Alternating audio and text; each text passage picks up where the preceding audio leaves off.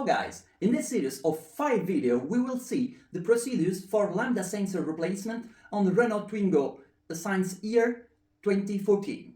The Smart 453 is very similar, so this procedure on the engine could be applied also on this car.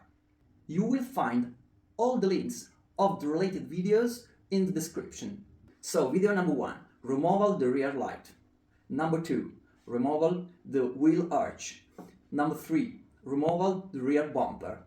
Number 4, removal the bumper reinforcement. Number 5, replacement the LAMBDA sensors.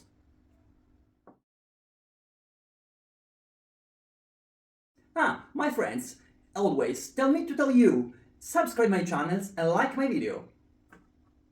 Enjoy!